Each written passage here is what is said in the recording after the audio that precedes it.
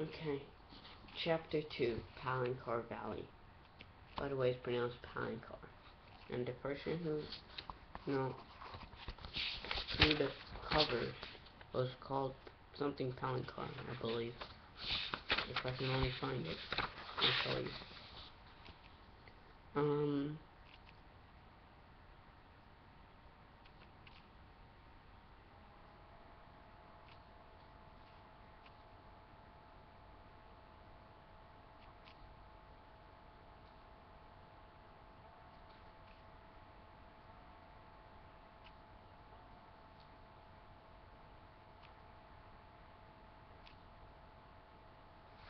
Okay, I think I just violated a few copyright laws, so but I am giving my opinion on it, so I think that counters it. Because I'm not calling it my own, I'm just reading it to you and giving my opinion, so I think I'm allowed to do that. The sun rose the next morning with a glorious conflagration of pink and yellow. Okay, so just a sec. I just want to make sure of something. Flagration.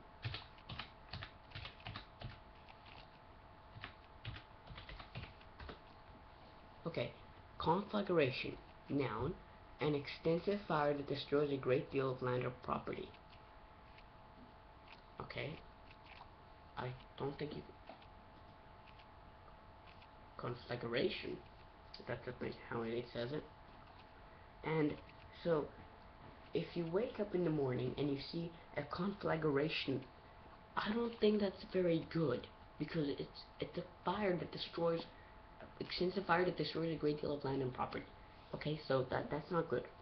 The air was fresh and sweet and very cold. Okay, so there's a conflagration. It's very cold, fresh, sweet, and... Okay. Ice edged the streams, and the small pools were completely frozen over. After a breakfast of porridge, Eragon returned to the glen and examined the charged area. The morning light revealed no new details, so he started for home. The rough game trail was faintly worn, and in places none existed. Non-existent. Because it had been forged by animals, it often backtracked and took long detours. Yet for all its flaws, it was still the fastest way out of the mountains. The spine was one of the only places that King Galbatorix could not call his own. Stories were still told about how half his army disappeared after marching into its ancient forest. This is a long chapter. I'm gonna have to make this a few parts. A cloud of misfortune and bad luck seemed to hang over it. Though the trees grew tall and the sky shone brightly, people could stay in the spine for long without suffering an accident. Eragon was one of those few, not through any particular gift, it seemed to him, but because of a persistent vigilance and sharp reflexes. No, because of the power of plot. If you had died before then, this story wouldn't have been able to happen, and then Christopher Pliny wouldn't get a lot of money. He had hiked in the mountains for years, yet he was still wary of them. Every time he thought they had surrendered their secrets, something happened to upset his understanding of them, like the stone's appearance.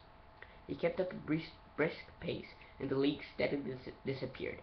In late evening he arrived at the edge of a precipitous ravine. The Anora River rushed by far below, heading to Palancar Valley. Gorged with hundreds of tiny streams, the river was brute force, battling against rocks and boulders that barred its way. A low rumble filled the air.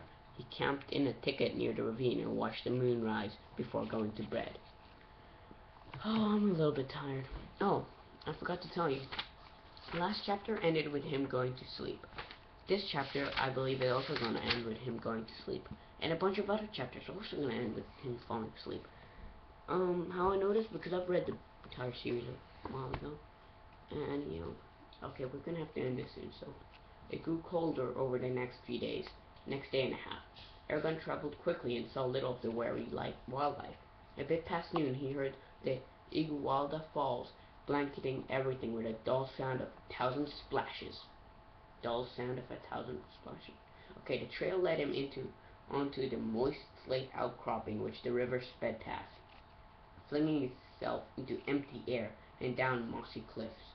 Before him lay Palancar. Okay, so the river is suicidal. Keep that in mind because it might come and and it might be important later on.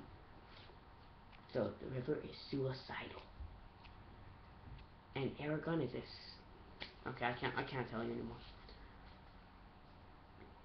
Before him lay Palancar Valley, exposed like an unrolled map. At the base of Igualda Falls, more than half a mile below, was the northernmost point of the valley. A little ways from the falls was Carvajal, a cluster of brown buildings. White smoke rose from the chimneys, defiant of the wilderness around it. At this height, farms were small, square patches no bigger than the end of his finger. The land around them was tan or sandy, where dead grass swayed in the wind. The Enora River wound from the falls towards Palancar's southern end, reflecting great strips of sunlight. Far in the distance it flowed past the village Turnsford and the lonely mountain Utgard. Utgard! Beyond that he knew only that it turned north and ran to the sea. Okay, I'm gonna end it now after the description of Palancar Valley.